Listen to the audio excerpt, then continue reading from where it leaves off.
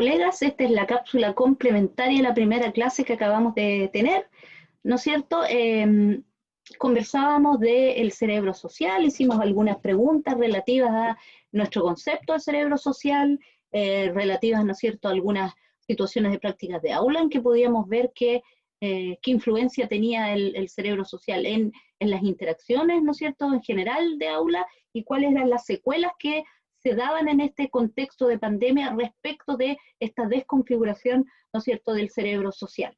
Entonces, conversábamos que en general, y también lo vimos eso en la cápsula complementaria respecto del concepto de conectoma, que nuestra conectividad funcional, es decir, cómo se generan, ¿no es cierto?, estos núcleos que se relacionan unos con otros en nuestro cerebro y que constituyen, ¿no es cierto?, el conectoma, que es donde en el fondo viven los aprendizajes, las memorias, nuestro sentido del yo, de la conciencia, ¿no es cierto?, se configura desde etapas tempranas y que la influencia del medio es crucial, ¿no es cierto?, para esta configuración, y que no todas las personas tenemos la misma configuración, porque no todos hemos vivido, nadie ha vivido la misma vida que otra persona. Pero cuanto más distintas son las experiencias, más distinta es la manera en que se conectan estas áreas del cerebro, ¿no es cierto? Y más distinta es, en el fondo, la conducta resultante de los estados que el organismo tiene en interacción con el medio y que termina, ¿no es cierto?, metaestabilizándose en estas configuraciones, en estos patrones que se forman, ¿no es cierto?, en nuestro cerebrito, y que en el fondo se mantienen mientras resultan adaptativos para muchas personas que han tenido una vida más o menos estable, sin mayores estresores sociales desestructurantes en etapas tempranas. El hecho de llegar, ¿no es cierto?, a cierta edad en que finalizando la adolescencia han tenido las oportunidades, ¿no es cierto?, para que de manera adecuada se haya producido su desarrollo a nivel organímico y a nivel, ¿no es cierto?, el neurodesarrollo. Esas personas, al finalizar, ¿no es cierto?, la adolescencia, se puede decir que tienen las posibilidades de insertarse adecuadamente en distintos constructos sociales, que tienen características como la flexibilidad social, la memoria de trabajo, la autorregulación emocional. Ese tipo de cosas constituyen, ¿no es cierto?, lo que se llaman la función ejecutiva y es parte del cerebro social. Pero para que eso pase durante etapas previas del desarrollo, sobre todo en la infancia y en la otra etapa sensible grande y significativa que es la adolescencia, ¿no es cierto?, nosotros tenemos que haber tenido ciertas oportunidades de relacionarnos con los demás, de que haya un alguien que nos ayude a darnos cuenta de ciertos estados fisiológicos que experimentamos y que con el paso del tiempo podemos objetivizar, ponerle un nombre, comunicarle a un otro, relacionar con el por qué se produjeron esos estados, y a eso se le puede llamar, ¿no es cierto?, madurez emocional, que es lo que suele decir la gente. Ahora, recordar que somos neuroplásticos durante toda la vida, pero que pasada la adolescencia, si hemos tenido las oportunidades necesarias, tenemos ya una adecuada distribución de materia blanca que logra comunicar sectores distales del sector prefrontal con las áreas más internas del cerebro que están en el sector ventral, por arribita del paladar, todo ese sector donde tenemos estructuras que son bien significativas en cuanto a cómo se genera este cerebro social, ¿no es cierto?, y que desde la primera infancia, ¿no es cierto?, empiezan a configurarse como, ¿no es cierto?, procesadores, predictores, ¿no es cierto?, de que ciertos estados fisiológicos significan ciertos significados objetivizables culturalmente y que además cuando vemos esos estados, los percibimos en los otros, podemos teorizar acerca de lo que el otro está pensando, ¿no es cierto?, y podemos tratar de realizar hipótesis que muchas veces, si los estímulos han sido adecuados, van a ser hipótesis correctas respecto a lo que el otro está pensando, de lo que yo estoy pensando, cómo tengo que adecuar mi conducta, si mi actitud en este momento está produciendo algo que es contraproducente para mí y para el otro, etcétera. Ese tipo de funciones están, ¿no es cierto?, relacionadas con el desarrollo del cerebro social. Decíamos que el cerebro social, y para resumir un poquito y poder continuar, era, ¿no es cierto?, el mediador de una serie de interacciones que se van a dar durante toda la vida. Venimos preconfigurados para relacionarnos con los otros, porque somos una especie gregaria, evolutivamente, ¿no es cierto? Veíamos que dentro de este patrón del desarrollo nosotros teníamos áreas de las que carecían otros animalitos, ¿no es cierto? Desde el punto de vista de la etología, les decía yo, un gatito o un perrito, ¿no es cierto?, tiene las mismas configuraciones centrales en el cerebro, sienten, experimentan emociones, experimentan dolor físico y eso además les produce estados anímicos distintos, generan apego con nosotros, afecto, entienden órdenes, digamos, simples y en algunos casos un poco más complejas de lo que uno hubiera imaginado, se relacionan con otros, tienen estas señales para el concepto de crianza y familia, distintas configuraciones, ya sea de manada, ¿no es cierto?, o de familia nuclear, pero los mamíferos en general tenemos estas configuraciones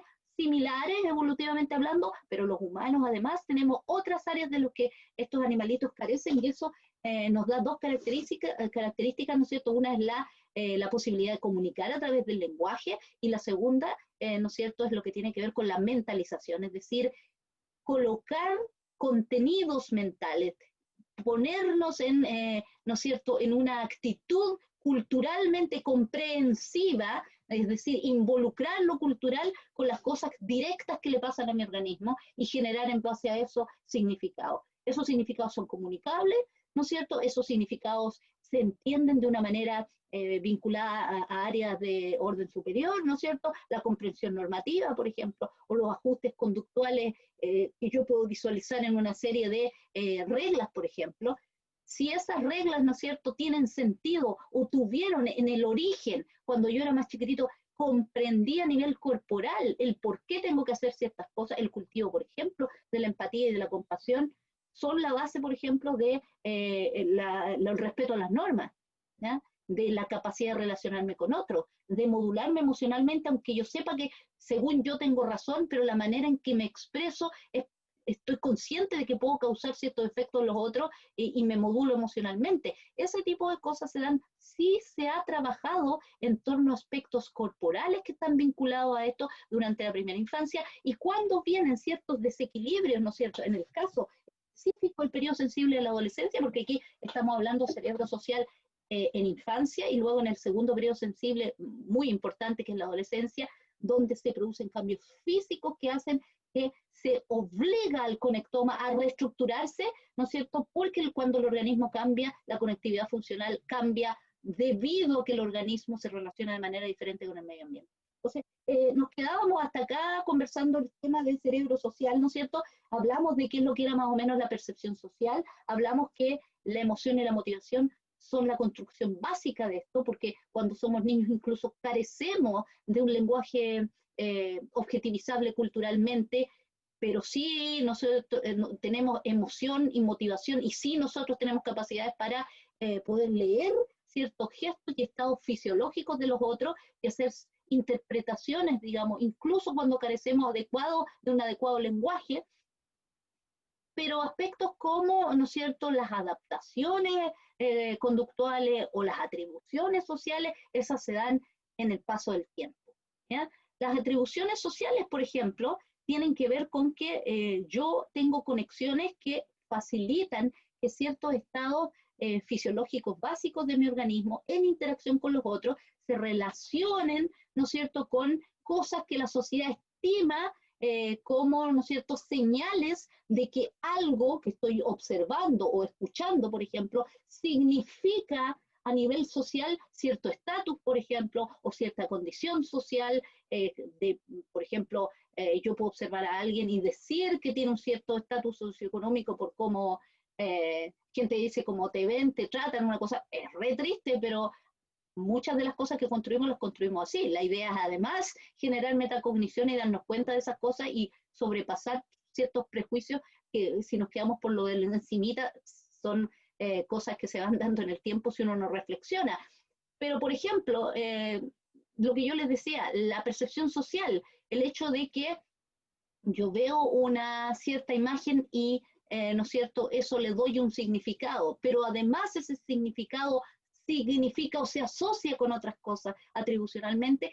Para que ese tipo de cosas se den, no solamente tengo que observar a alguien o percibirlo, sino que además, ¿no es cierto?, tengo que relacionar eso, ¿no es cierto?, con cosas que la sociedad dice acerca de ese aspecto y obviamente con el tiempo, cuando tengo conexiones efectivas con el sector prefrontal, voy a tener, ¿no es cierto?, lo que es la posibilidad de tener adaptaciones conductuales, que yo, por ejemplo, voy a decir una persona mayor, no puedo hablarle igual que a un lolo joven, ¿no es cierto?, o un chiquitito, me voy a comportar de una manera diferente que con una persona adulta.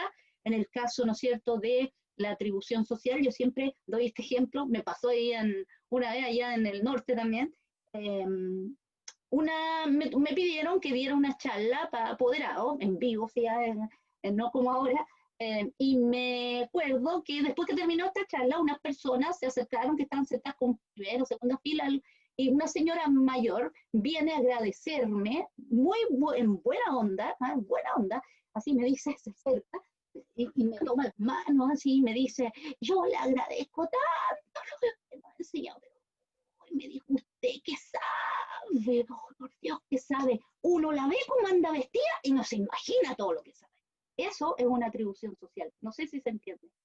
Ese es el punto. Nosotros asociamos cosas que vemos con lo que la sociedad nos dijo de ciertas situaciones. ¿Ya? Entonces ella se sorprendía de que, no sé, probablemente ya pensaba que personas, bueno, en Chile y en Latinoamérica en general, de que las asociaciones, que las personas que están mejor vestidas han tenido más acceso a educación, probablemente esa es como la atribución que ella tenía, o que aparentan saber y que el que sabe tiene que tener apariencia de que sabe y que un estatus social diferente, ese tipo de cosas son atribuciones sociales. Entonces, ni siquiera, ustedes ven que ni siquiera fue una mala onda, ella transparentemente vino a decirme eso, y eso es un buen ejemplo de atribución social. Cuando somos más chicos, por ejemplo, las atribuciones sociales incluso pasados los 10 años ya se empiezan a notar, estas reflejan mucho el concepto que en la casa tienen respecto de ciertas atribuciones sociales, y es bueno trabajar con los chiquillos la conciencia del por qué están haciendo esas atribuciones sociales, ¿no es cierto?, para que puedan sobrepasar ciertos prejuicios y limitaciones que el entorno inmediato te puede dar. Eso es importante, tienen que ver con cosas como, ¿no es cierto?, educación ciudadana, ese tipo de cosas, ¿ya? Las adaptaciones conductuales, lo que se ve azulito, yo les decía en el sector prefrontal, precisamente, ahí está la corteza singular anterior y la corteza prefrontal, da lo mismo que no nos aprendamos los nombres de memoria, sí saber que son áreas recientes a escala evolutiva, de la que carecen otros animalitos, ¿no es cierto?, y que son distales del sector central del cerebro, de la parte ventral, ¿ya? Esas tres cosas son importantes. ¿Por qué? Porque se demora la materia blanca en llegar ahí, no en todos los casos llega de manera efectiva, ¿no es cierto? Y además de eso, la gran gracia que tienen, ¿no es cierto?, es que nos ayudan a modular las emociones, a modular nuestra conducta en base al reconocimiento emocional y a que esa emoción que yo logro reconocer, no todos logramos eso, ¿ya? Ese es el punto, que esa emoción que yo estoy reconociendo en mí tiene una cierta causa. Puede ser una causa real o más o menos real, o sea, porque igual las personas de repente no captamos toda la realidad, o sea, nadie está consciente totalmente de la realidad porque nuestros filtros perceptuales son justamente las historias personales que hemos tenido y no todo el mundo tiene toda la oportunidad en la vida, pero en esencia, cuando yo logro ajustar mi conducta a algo, es porque logré modular mis emociones. Y para modular mis emociones, el sector central, que ahí se ve en rojito, ¿no es cierto?, que es con las partes más de abajito del cerebro, tienen que haber subido las comunicaciones, tiene que haber pasado, no se va directamente al sector prefrontal, tiene que haber pasado al sector de la capacidad de que eso que me pasa a nivel fisiológico, yo logre ponerle palabras, que logre asociar esas palabras y esa denominación con posibles causas, ¿no es cierto?, sector parietal, posibles causas y consecuencias de algo, y finalmente, ¿no es cierto?, que yo, sabiendo eso, habiendo hecho esas asociaciones y estando consciente al mismo tiempo de lo que me está pasando, yo pueda modular mis conductas, ¿no es cierto?, mi emoción, y pueda adaptar mi conducta, ¿ya? Esto es el circuito, ¿no es cierto?, general, ¿no es cierto?, de estos patrones a los que solemos llamar cerebro social, ¿ya? Ese es el punto. Entonces, no son pellizquitos donde reside una función, sino que son sectores que cuando se comunican con los otros van sumando posibilidades de generar funciones cada vez más complejas o de orden superior, ¿sí? Ese es el punto. Les recuerdo, colegas, que cualquier cosa que quede así como que yo esté hablando ahora, por favor podamos recurrir a hacer las preguntas necesarias de retroalimentación en nuestras clases sincrónicas, ¿ya? Entonces, este cerebro social, ¿no es cierto?, tiene una historia para atrás, bien lo dijeron algunas personas en clase, se acordaban de neuronas espejo, lo asociaron con neuronas espejo correctamente. Hoy día le decimos que son circuitos en espejo, que es lo que acabamos de ver, ¿no es cierto?, porque no son un tipo de neuronita especial, sino que tienen que ver con interacción de diferentes regiones que cuando se comunican de manera efectiva, ¿no es cierto?, producen estas capacidades para realizar estas distintas funciones. Y ahí hay un mono. ¿Por qué? Porque la historia va por ahí. En los años 90, ¿no es cierto?, incluso antes, ya habían monitos y animalitos distintos a los que uno le ponía dentro de la cabecita, ¿no es cierto?, dispositivos para poder registrar la actividad neural, ¿ya? No como ahora que le ponemos a cualquier persona, ¿no es cierto?, se le puede poner electroencefalograma o meterle una resonancia y no necesita taladrarle nada, ¿no es cierto? Pero estos animalitos en esa época, y por una cosa de resolución, porque no se interrumpiera la función, que no se lo sacara, los operaban, le ponían unas cositas. Y luego estos animalitos se entrenaban, ¿no es cierto?, y podían realizar una serie de cosas que nos permitían, no a mí, a la gente más que hacía esta investigación entre los 80 y 90, les permitieron, ¿no es cierto?, a los primeros neurocientistas generar una noción acerca de qué es lo que estaba pasando ahí. ¿Ya? Ahora, el punto era que estas investigaciones estaban dirigidas a cosas meramente cognitivas, como por ejemplo capacidad de poner atención, reconocer una imagen en una tarea, ese tipo de cosas. Se descubrió, sí, cuando estaban realizándose estos experimentos, que habían ciertas cosas que no se pensaban que ocurrían, ¿ya? Entonces, lo primero era que habían coordinaciones, ¿no es cierto?, o, digamos, comunicaciones entre áreas distales. Ese es el punto. Es decir, que no habían pellizcos del cerebro que por sí mismos estaban asociados solamente a una función, un pellizco específico, sino que era producto de la comunicación en un patrón que se podía reconocer, como cuando uno hace una firma, el hecho de que tú al hacer cierto tipo de tarea o enfrentarte a cierto tipo de estímulo, pasaba esto y tú podías como observador, como el experimentador, darte cuenta, ¿no es cierto?, de que surgía este patrón. Este patrón no era exactamente igual para todos los monos en este caso, pero era muy similar. Había un patrón reconocible con pequeñas diferencias dependiendo de las condiciones, el horario y también algunas cosas relacionadas con el desarrollo del monito y de dónde venía, dónde se había criado. Vamos al punto de las trayectorias de nuevo, ¿ya? Pero una cosa interesante que se empezó a llamar al principio neuronas espejo, ahí está ya como Rizzolatti, ahí estamos justamente en Antofagasta, ¿no es cierto? Ya como Rizzolatti ha venido a Chile a estos congresos del futuro que se han hecho, o Puerto Ideas, no recuerdo cuál de los dos, que se hicieron la petición a la Chile y de hecho lo trajimos por, a raíz de esto, unos colegas de la Chile y estuvimos ahí en Antofagasta y también Valparaíso. Entonces, a fines de los 80, yo les decía que las resonancias magnéticas funcionales de buena calidad y ya como algo experimental, lo decíamos en Conectome, empezaron de los 90 para adelante. A fines de los 80 estaban estas investigaciones que yo les decía. Entonces hacían estas lecturas de la actividad eléctrica de las células individuales, ¿no es cierto?, que se descargaban, que se activaban, ¿no es cierto?, en monitos, ¿no es cierto? Y lo que se vio era que realizaban estas tareas y de ahí los dejaban como con un recreo y les daban maní de esto, los alimentaban y todo. Cuando pasaba eso, obviamente esto estaba dentro y seguía grabando. Y una de las cosas que se grabó era que cuando le iban a dar, ¿no es cierto?, comida a estos monitos, los monitos mostraban una cosa bien particular. ¿Qué era la cosa, perdón, particular que ellos mostraban? La gente que le iba a dar la comida, se comía también el maní, ¿no existe?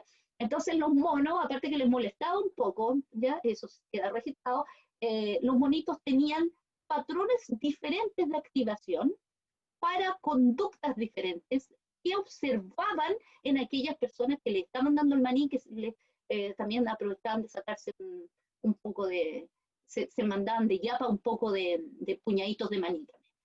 Increíblemente, son las que se deberían usar cuando uno hace algo, cuando uno lo hace, sin que el mono lo hiciera, se le activaban solamente por observar, ¿no es cierto?, movimientos físicos y también por activaciones de qué le estaba pasando a las personas que estaban realizando esa tarea. Entonces, Sí, había unos saquitos de comida y cuando la gente que les servía comida les, ¿no es cierto?, bolseaba maní, porque esa es la realidad, si la persona sacaba uno que otro maní se lo comía así, ¿no es cierto? Eso es snacking, ¿no es cierto? Ustedes han visto la papa frita que le llaman snack, porque supone que uno toma una papa y uno se la come así como delicadamente, versus grasp, que en el fondo agarra el puñado y ¡fua! Mandarte el puñado de comida, esa es la cuestión.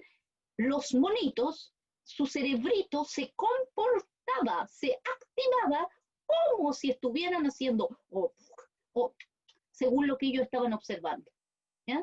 Entonces empezaron a darse cuenta que no solo había que hacer físicamente cosas, sino que nuestros circuitos, porque después vinieron toda la oleada de las resonancias magnéticas funcionales y se vio que los humanos tenemos esto y además lo asociamos con áreas como las que el monito carece, o sea, le agregamos otras áreas y además generamos patrones diferentes y más complejos, parecidos en esencia, pero además más complejos, que nos sirven como pistas para hacer inferencias, verbalizantes incluso, que eso sí que el monito no lo puede hacer de manera tan compleja. Hay monos que hablan lenguaje de señas y han aprendido bastantes señas que tienen que ver con algunos conceptos. Coco, no sé si recuerdan de él, un monito que tenía una gran complejidad, incluso tenía un gatito de mascote, cuando se murió entró en depresión y decía que estaba muy triste de esto. No sé si voy a ver el video para ver si se los colocamos también. Pero en esencia era esto, ¿no es cierto? Era que Rizzolatti se dio cuenta que nosotros teníamos, ¿no es cierto?, circuitos que se reciclaban, es decir, no solo se usaban para la acción directa, sino que se usaban para otras cosas que tenían que ver con una observación, con inferencia acerca de otras situaciones y que eso, a su vez, nos ayudaba a comprender o hacer hipótesis alrededor de lo que alguien iba a realizar, a predecir. ¿Ya? Los animales pueden predecir cosas, no son capaces de asociarlo tan complejamente, no son capaces de comunicarlo, ni están conscientes de la predicción que están haciendo, porque carecen de las áreas que a nosotros sí nos deja hacer eso. Pero de que los animales pueden predecir y pueden aprender eso, es algo que se sabe hace décadas, o sea, yo diría 100 años o más, ¿ya?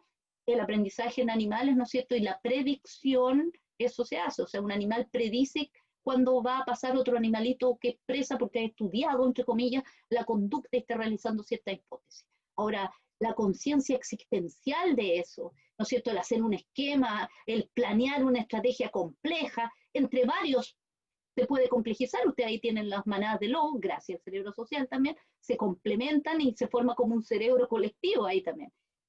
Entonces, esas son conductas emergentes. Hoy día sabemos, entonces, gracias a estos estudios, que nosotros, sin que estemos haciendo uso de ciertas configuraciones neurales que usaríamos para realizar acciones directas, las usamos y las activamos cuando observamos o espejeamos a otros, y eso, además, asociado a estas áreas de mentalización, de modulación emocional, ¿no es cierto?, y de metacognición, nos ayudan a relacionarnos con los otros, a regular nuestra conducta, ¿no es cierto?, y a hacer inferencias más complejas. Esa es la cuestión, a comprender conceptos culturales también. Entonces, estos circuitos en espejo están involucrados en aspectos emocionales, que tienen que ver con las aferencias corporales y los estados que percibimos en uno mismo y en los otros, con la cognición social, que pasa por experiencias en que hay un otro que nos ha espejeado significados que percibimos en nuestro cuerpo o nos ha ayudado a comprender lo que le pasa a nuestro organismo y le ha puesto palabras a eso, y que lo hemos podido asociar ya también con preceptos culturales que veíamos recién, ¿no es cierto?, lo de la percepción social, por ejemplo, o las atribuciones sociales, y que además nos sirven para interpretar adecuadamente al otro y que en clases, ¿no es cierto?, en estas interacciones en aula, sirven directamente o tributan a la capacidad de entender, ¿no es cierto?, mediado por un otro, conceptos de orden superior, ¿ya? O abstractos, como se decían antes, significados sociales, situaciones más complejas, algoritmos, símbolos y signos, ¿ya? O sea, tributa a los aspectos más cognitivos. Esa es la cuestión. Y a eso se le llamó inicialmente neurona de espejo. Como la gente malentendió que era un tipo de neurona, finalmente se llamaron, ¿no es cierto?, sistema en espejo. Ahora, parte de los sistemas en espejo, ¿no es cierto?, que ya veíamos sectores donde cuando se activa y hay comunicación se pueden generar de la interacción estas funciones que revisábamos en la primera diapositiva. Además participan aspectos que son muy vinculados a lo básico, a lo primitivo, hablando evolutivamente en el sector ventral, donde tenemos, ¿no es cierto?, el bulbo olfatorio, todo lo que es el tracto olfatorio, ¿no es cierto?, lo que tiene que ver con la capacidad de captar lo que le pasa a mi organismo, la posición física que yo tengo, si apreté los músculos, si tengo movimientos específicos de los que yo me dé cuenta, un ardor en la guata, que se me humedezcan los ojos, que pase por un sector y sin que haya un mal olor notorio, yo hago un movimiento como raro de nariz. Yo les decía el otro día en clase a ambos grupos, esto que tiene que ver con que uno va pasando por el aula en algún, y uno como que siente, no es la mala vibra, porque eso no existe. Hay, sobre todo en espacios más o menos cerrados, cuando uno está todo el rato, los organismos lanzan señales diferentes en contextos diferentes. Y nosotros, como adultos, que hemos tenido años, 60 años, 50 años, para darnos cuenta de ciertas cosas, sentimos lo mismo que un niño, pero nosotros lo interpretamos de otra manera. Y en muchos casos, a veces ni siquiera le hacemos mucho caso a esas cuestiones. Los profes en general sí le hacemos caso, ¿ya? A ti te tinca cierta cosa. Yo hablaba con unos colegas una vez que una persona de neurociencia, que no era chileno, uruguayo, les había preguntado, ¿y vos cómo sentís, cómo te das cuenta? Le había dicho que el alumno te está entendiendo.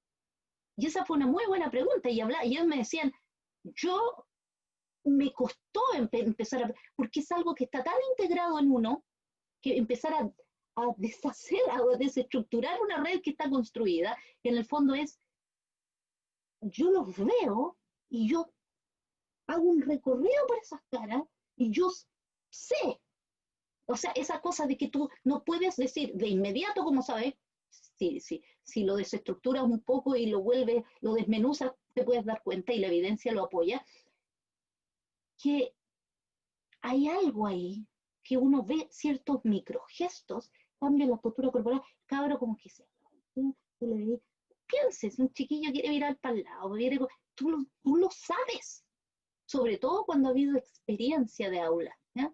Tú vas pasando y como que te regresa, porque ese niño tiene, su organismo tiene señales diferentes vinculadas al alza de los niveles de estrés, ¿ya? A la alza de presión arterial, a la respuesta galvánica de la piel diferente, a niveles catecholinérgicos que tienen que ver con el estrés, eso uno lo capta. Ahora, en el fondo, si uno es capaz de metacognizar eso y usarlo de una manera asertiva, usarlo como un barómetro, ¿no es cierto?, como una brújula que decíamos, para modular tus propias acciones en la interacción de aula, es algo muy interesante. Hay que hacerle caso al organismo, pero también, ¿no es cierto?, pensar por qué estamos captando, percibiendo eso en los alumnos, ¿ya? Entonces, parte de este sistema que estábamos diciendo es hay en el centro del cerebro está esta estructura que son la amígdala, ¿ya? Hay en ambos lados. No está de acá, no son las amígdalas de acá. Una vez una señora me dijo, ay, a mí me sacaron las amígdalas y cómo yo me enojo, dijo, porque ella entendió más o menos el concepto, pero no, es un núcleo, digamos, a nivel basal, núcleos a nivel basal, ¿ya? Que también está el bulbo olfatorio, un poquito más allá está el hipocampo, que también está en ambos lados del cerebro.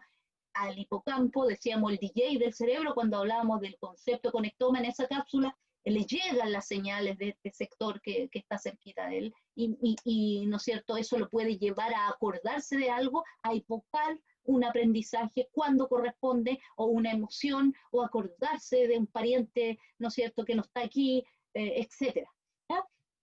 Entonces, en este caso, la imagen que sale ahí, ¿no es cierto?, lo que vemos es que observamos unos experimentos, ¿no es cierto?, donde se han hecho mediciones del procesamiento de rostros, ¿no es cierto?, que hace una persona, por un lado los controles, es decir, personas con estos rasgos que hablábamos neurotípicos, es decir, que no tienen un desarrollo neurodivergente, sino que siguen como un desarrollo biológicamente normal, genéticamente sin tantas diferencias, y evidentemente esos neurotípicos, pero a su vez, ¿no es cierto?, la configuración que se genera en la trayectoria del desarrollo puede hacer que diverja sin que tenga una base genética para esa divergencia. Eso hay que tenerlo bien claro. Y hay gente que puede no tener ninguna divergencia de base y puede, ¿no es cierto?, tener diferencias bastante grandes con personas que sí tienen alguna divergencia y que tienen incluso mayor adaptación social. ¿Ya? Entonces hay que ser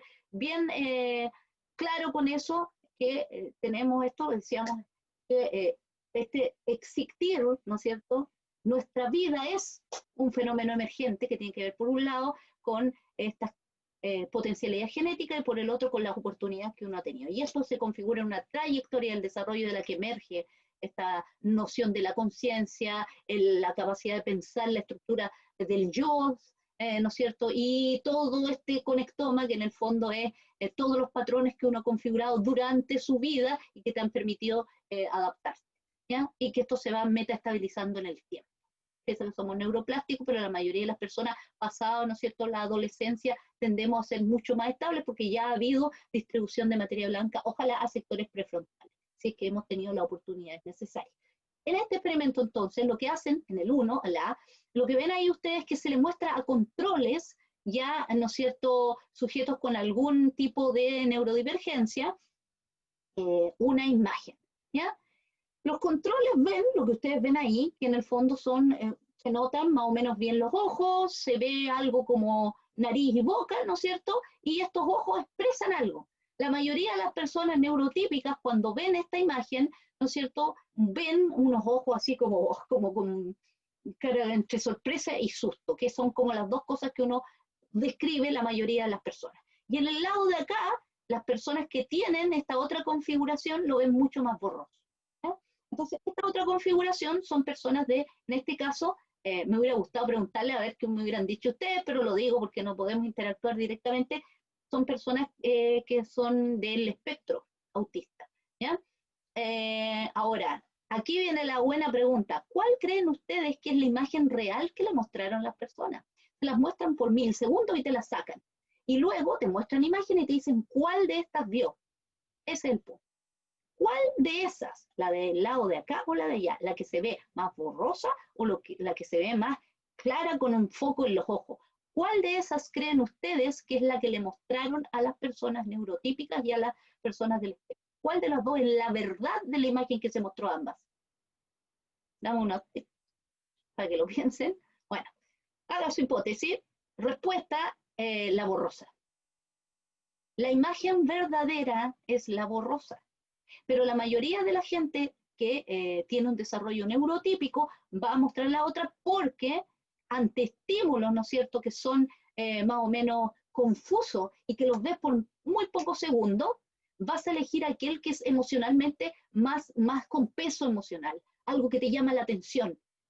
Y obviamente si me muestran las dos imágenes y me dicen cuál me mostraron, yo voy a tender a decir que es aquella que muestra más emociones, porque en el fondo yo la fabriqué.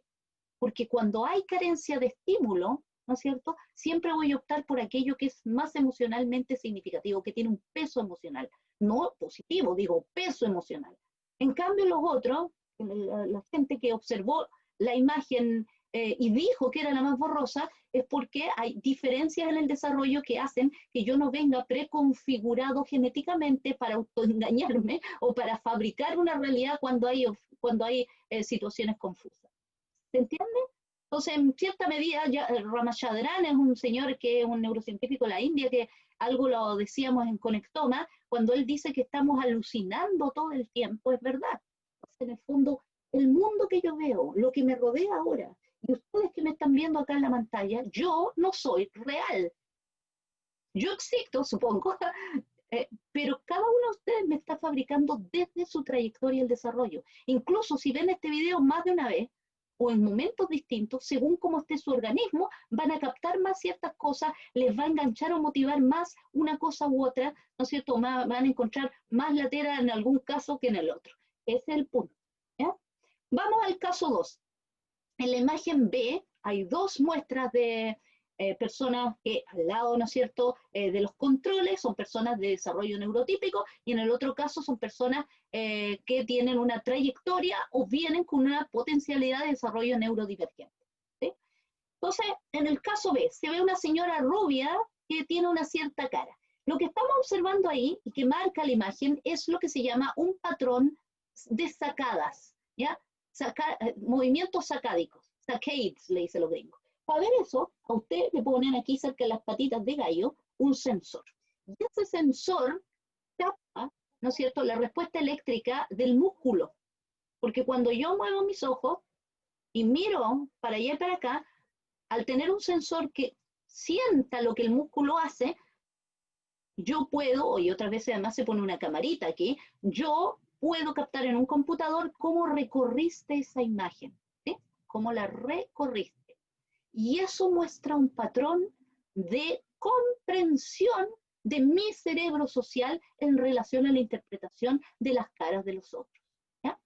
En el caso donde ustedes ven ese patrón como con triángulos, vuelve sobre este sector, por eso se ve más gruesa la rayita, y luego va hacia abajo y observa cosas de la boca a ver si la ve con algún tipo de gesto raro, ¿no es cierto? Y los ojos que tan abiertos están, por eso incluso compara este sector para ver si está así o si está así, ¿no es cierto? Esa lectura es de una persona neurotípica, ¿sí?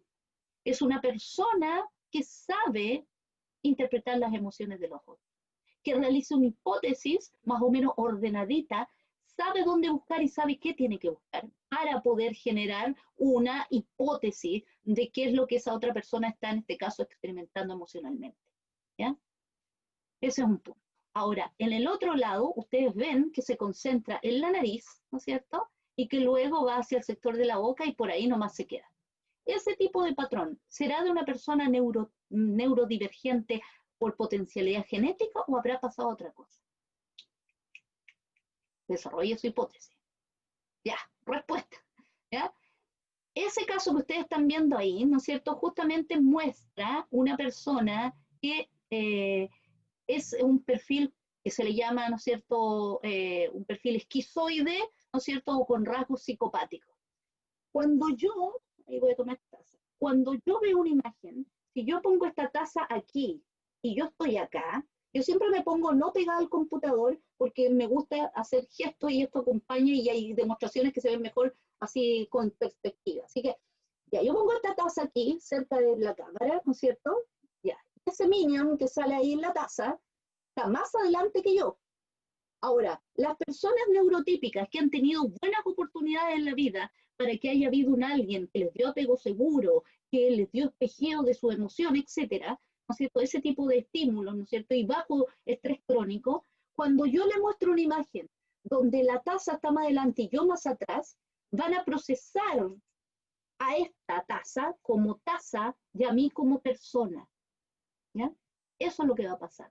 En el caso de una persona que no tiene esas capacidades porque no las ha desarrollado o tiene una diferencia de base, ¿no es cierto?, genética, una potencialidad genética que no fue compensada, porque eso es importante, ¿no es cierto?, lo que va a tener en este caso es que la taza y yo vamos a ser captadas de la misma manera. ¿Qué va a pasar? Se va a focalizar en la taza, va a decir, esto va a parar aquí y luego se va a ir atrás, como diciendo, esto está más adelante que esto. Esta cosa está más adelante que esta cosa. ¿Se entiende?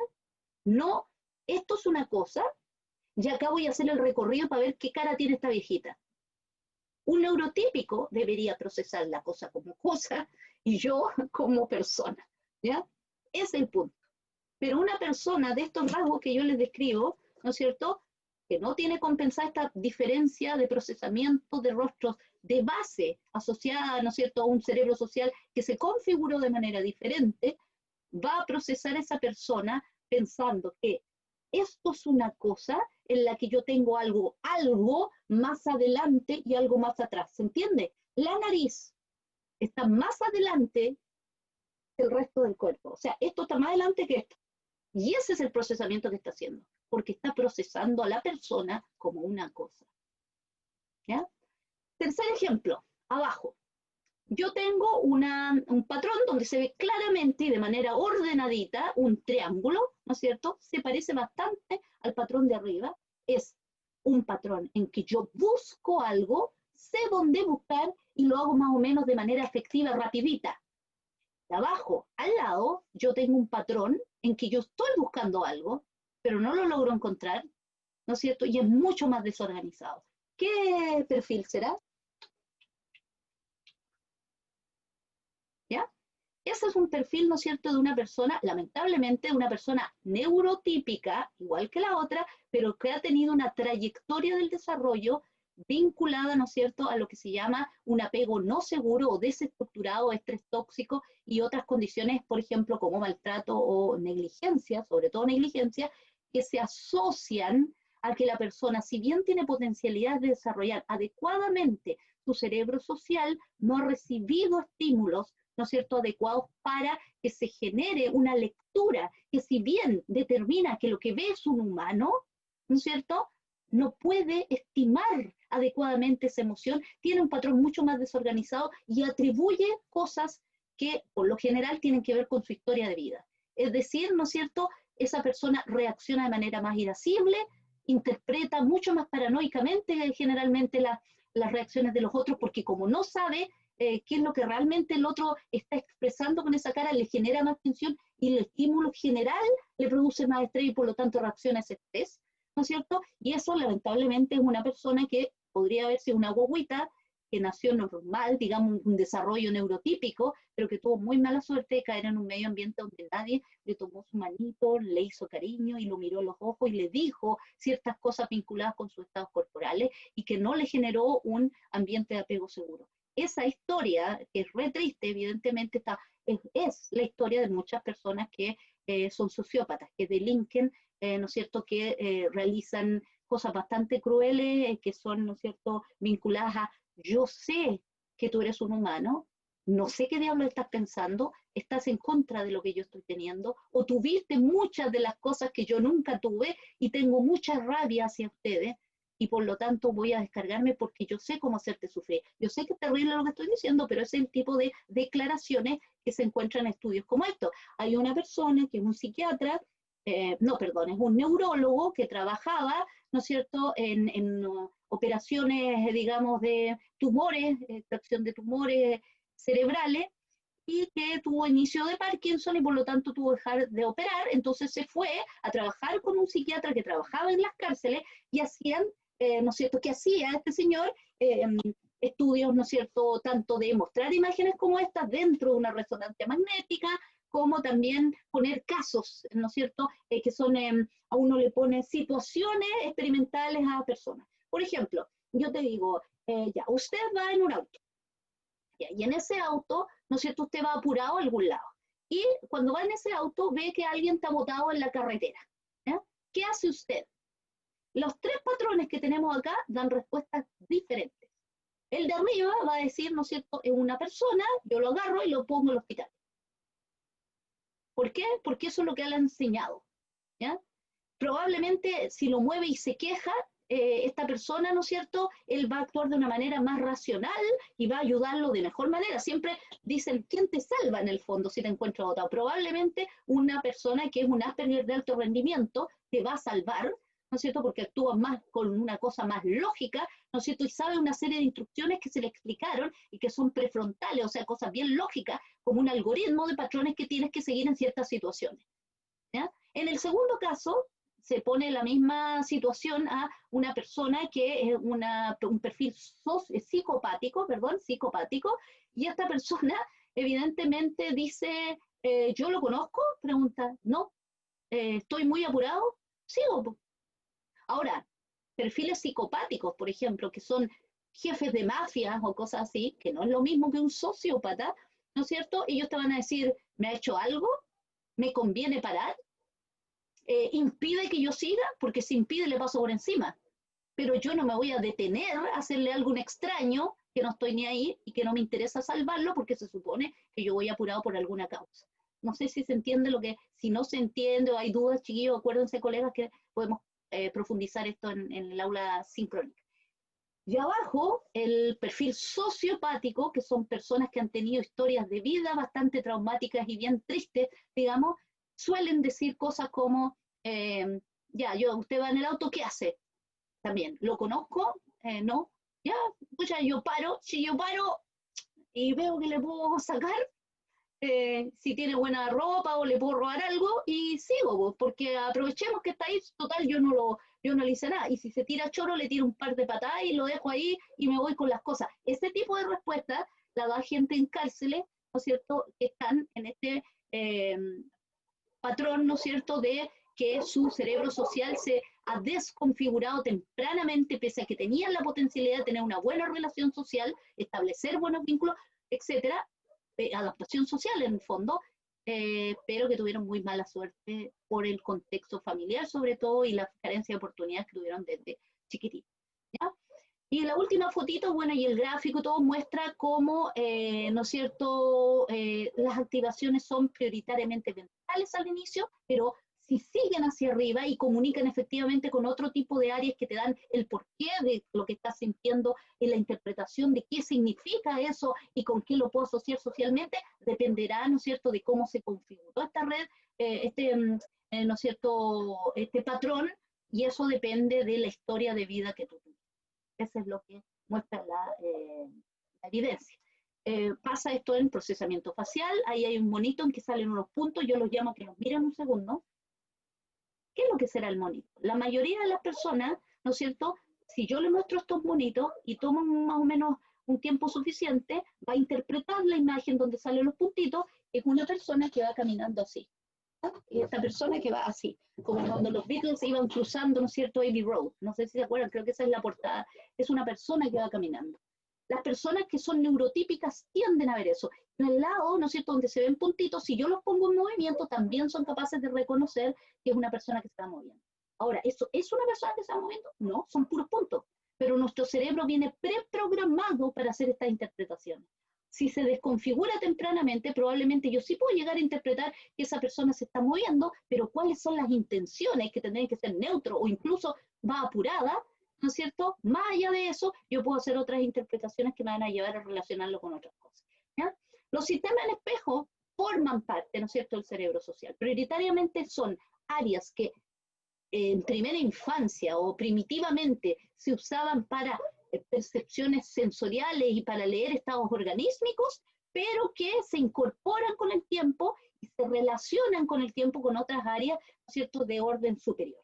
Entonces, tenemos, ¿no es cierto?, aspectos que son temporales, el surco temporal, ¿no es cierto?, la parte inferior lateral del área parietal de acá, ¿no es cierto?, el giro frontal inferior, que es como la dobladita que tenemos en este sector, donde están vinculados las palabras y los sonidos, que luego se suman a otra área para darle significado, ¿no es cierto?, aspectos que tienen que ver con lo que me pasa a mí al nivel interior, la ínsula, por ejemplo, que, ¿no es cierto?, nos ayuda a percibir los estados internos corporales, gente que hace, ¿no es cierto?, terapias de mindfulness o que son meditadores, tienen mayor desarrollo de la ínsula porque están más conscientes de ciertas cosas que les pasan, también hay mejores conexiones prefrontales, vamos a ver después algunos ejercicios que tienen que ver con eso, que tienen evidencia, no es nada esotérico, uno puede creer en cualquier cosa o no creer en nada, porque son los ejercicios fisiológicos los que aportan, no, digamos, la filosofía que subyace al origen de la meditación, por ejemplo.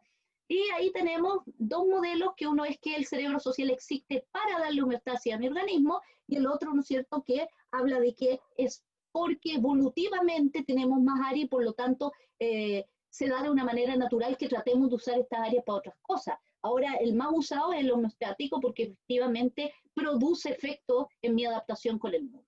Y ahí tenemos cosas como, por ejemplo, la regulación del espacio personal. Hay culturas diferentes que permiten que una persona esté así, conversando con otro y el otro se y eso ya es molesto. Otras que yo me acerco y no tengo tanto drama. Si es alguien conocido, yo puedo estar cerca de esa persona y sentirme cómodo y menos estresado. Otras, ¿no es cierto?, en otros países uno llega y aquí tú vas a abrazar a alguien, lo saludas, besos, en otro lado se quedan así como vos, ¿me entiendes? Y te dan la mano, japoneses, ¿no es cierto?, te hacen un saludo como de referencia, los europeos te dan mucho la mano, alguna gente norteamericanos te abrazan, ¿no es cierto? Y las personas que somos latinos somos mucho más de contacto, por ejemplo. ¿Qué le dice esa señal de cercanía a tu cerebro? ¿En qué épocas? Por ejemplo, la edad de la adolescencia. No sé si ustedes han escuchado, los gringos tienen ese MySpace, ¿ya?, que en el fondo es cuando habla con la mano, te dicen también los gringos.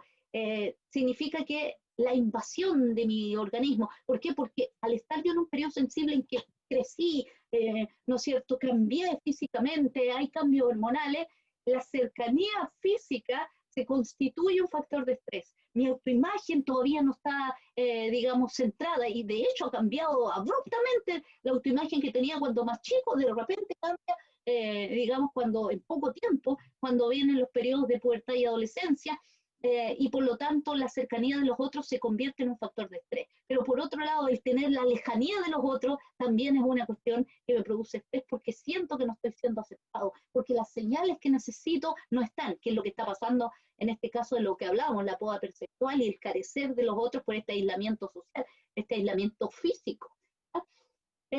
Con los papás.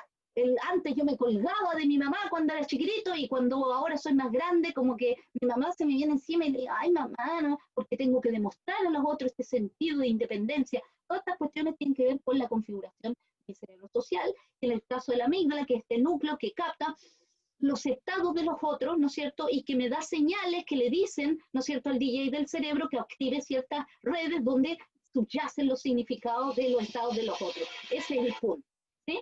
Ese es el punto de lo que estamos conversando.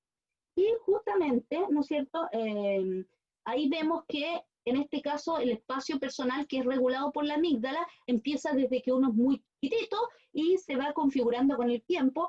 Hay periodos en que uno pasa a ser un poquito más perseguido, como la adolescencia, y cuando uno es más chiquitito tiende a tener este apego con los demás. El ejemplo de la amígdala, que funciona para todos los mamíferos, se los doy porque tiene que ver con la comprensión de los estados del orden. Yo vengo corriendo, por ejemplo, vengo saliendo del metro, corro, salgo del metro corriendo, y al salir del metro corriendo, ¿no es cierto?, vengo acelerada porque vengo atrasada. Y ando media molesta porque el metro se quedó mucho rato parado, qué sé yo.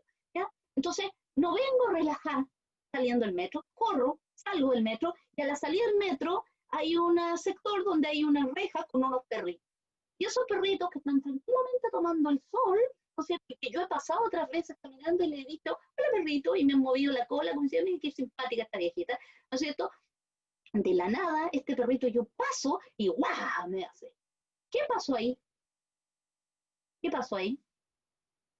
Ahí, ¿no es cierto?, ha funcionado el mecanismo básico de la amígdala, que en el fondo mi organismo huele a estrés, huele a que estoy medio choreada, que estoy enojada, y el perrito, como un perrito guardián, reacciona a esto. ¿Ya? No me ataca directamente, reacciona. Ahora, si un perrito domesticado, probablemente se va a quedar ahí, ya me echó la espantada y se vuelve, ¿no es cierto?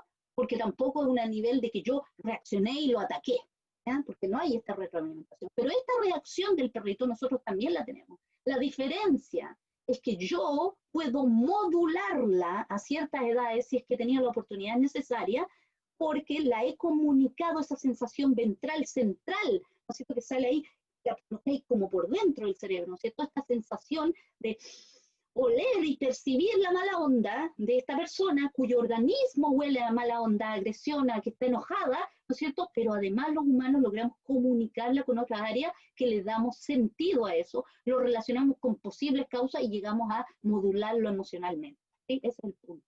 Entonces, les voy a poner bueno, este es el ejemplo de la separación, que es lo que hablábamos recién, de que en la adolescencia uno se siente más invadido. Pero les voy a poner el ejemplo antes de pasar a este otro punto, de lo que hablábamos, perdón, del perrito.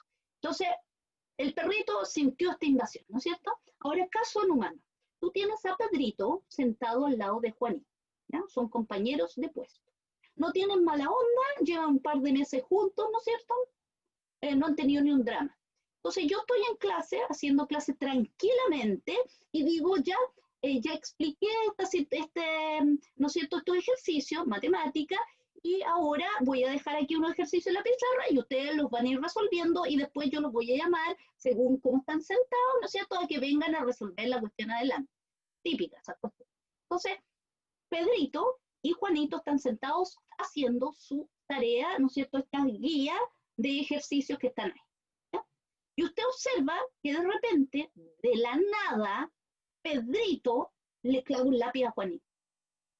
Y usted queda así, ¿pero qué te pasó? ¿Qué te hizo tu compañero? Y él, todavía enojado, me mira y después desconcertado, no sabe por qué lo hizo.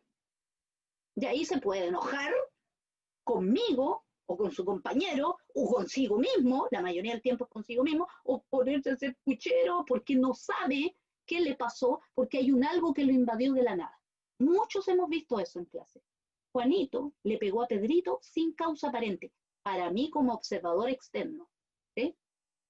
Ahora, el punto aquí es que ambos están relacionándose a nivel fisiológico y ambos están teniendo señales que son captadas por el otro de una manera no metacognitiva, ¿ya? No consciente. Ese es el punto. Juanito, ¿no es cierto?, que está acá y le pega a Pedrito, pasa esto porque Pedrito tiene problemas en matemáticas, no cacha bien esos ejercicios y está muy ansioso. Está haciendo los ejercicios concentrado y enojado. Está quieto, se mueve y pelea y toma el lápiz y le llega a hacer un hoyo a veces a la página. Eso lo hemos visto.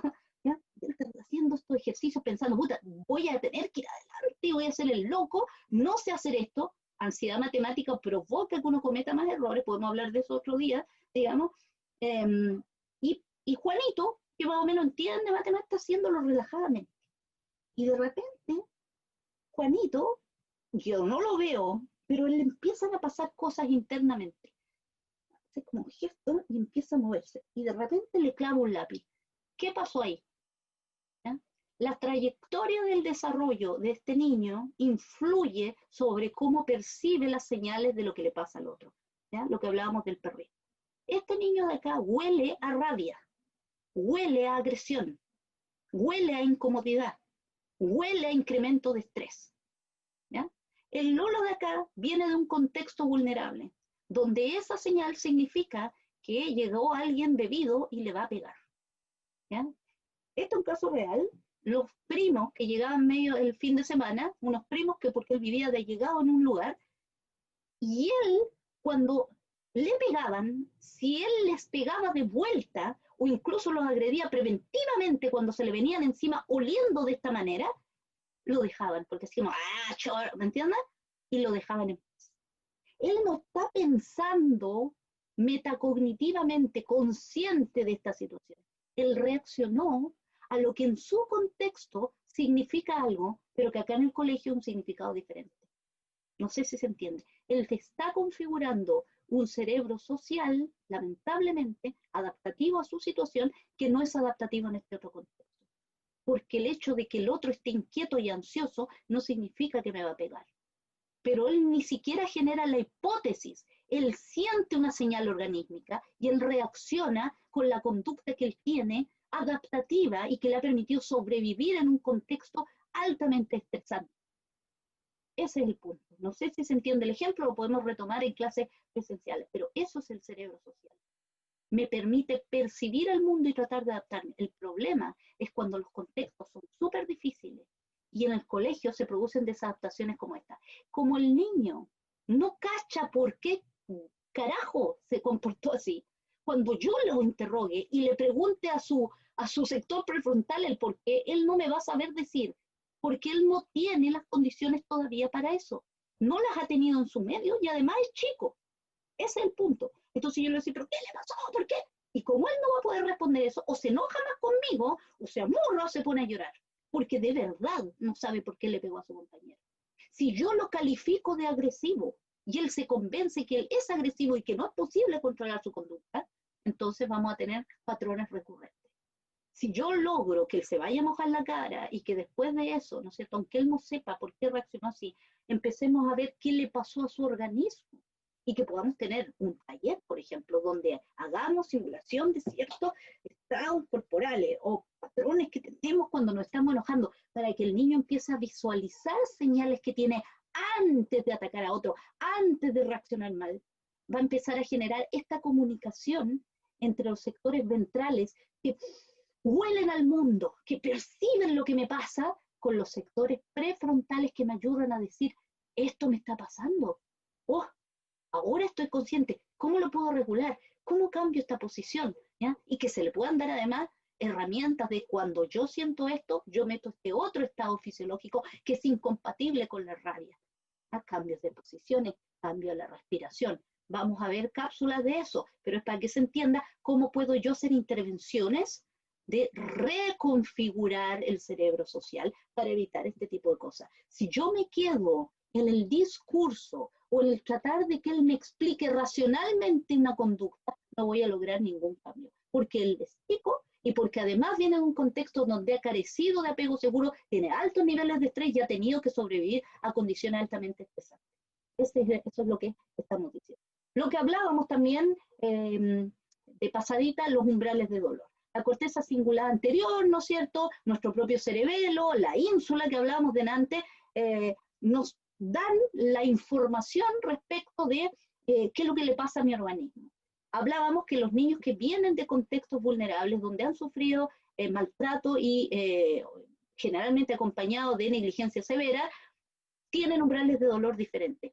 Su organismo sufre ciertos dolores físicos reales, pero no tiene un feedback, un espejeo del mundo que le diga, eso es grave, me importa que te pase eso y te voy a consolar, tú vas a tener una respuesta de mí, tienes que poner atención a esto porque yo te estoy dando a conocer eso de que es peligroso, de que si tú no haces nada va a ser peor, sin la negligencia, si hay una carencia de este diálogo, si hay una carencia de apego seguro, de un alguien que me contenga cuando sufrí dolor, para que yo tome en cuenta ciertas cosas que me pasan, me voy a dar cuenta que ellos van a interactuar, además de que en contextos vulnerables los chiquillos son impulsivos porque no logran comunicar hacia arriba los estados ni estar conscientes de lo que les pasa, por lo tanto no son capaces de modular la impulsividad, por ejemplo. Entonces, evidentemente, los niños van a tener interacciones mucho más impulsivas, mucho más bruscas con los otros, y además les va a parecer que el otro está haciendo teatro, que yo soy una exagerada, cuando son ya más grandes. Y finalmente va a ser una actitud de palos porque boga, palos porque no boga. Yo le pegué al otro, no lo hice a propósito, y me están retando. Yo no lo planeé, y este es un exagerado. Entonces ahora, ya que es un teatrero y usted todo el tiempo cree que yo soy así, entonces le pego a propósito, porque igual me van a retar. Y no tengo cómo modular mis emociones porque nadie en mi casa me ayuda y yo no tengo ninguna herramienta. Ese es el tipo de conducta y este ciclo vicioso, ¿no es cierto?, de no podemos cambiar. Y sí se puede. Lo que hay que dejar es espacio para trabajar la autorregulación emocional, para trabajar el control de la impulsividad, para meter estados incompatibles con la rabia, para meter estados incompatibles con la impulsividad, para generar la noción de no me duele la cabeza, no siento los músculos apretados, me cambió la respiración y la tasa cardíaca, ya no me arde la guata. Ese tipo de cosas se enseñan y se enseñan cuando uno no hace, por ejemplo, que yo voy a hacer yoga. El niño que hace yoga, programas de yoga a veces fracasan porque le falta la parte de date cuenta lo que te pasa antes de enojarte y cuando te das cuenta le metes esta otra señal incompatible. Si solo hago relajación en talleres, pero no trabajo de darme cuenta de mi aspecto fisiológico previos al acting out, previo a la explosión, previo a la embarrada que me mandé. Si yo me focalizo en el discurso y decirle, no haga eso porque no corresponde, pero no doy herramientas para que esto se modifique, que es lo que suelen hacer los papás. No, que te portaste mal y lo retan. Pero ¿cómo modifica esa conducta? Y si además los papás tienen problemas de autocontrol emocional o consumo problemático de drogas o de sustancias en general, voy a tener dramas grandes. Entonces, ese es el punto, ¿ya?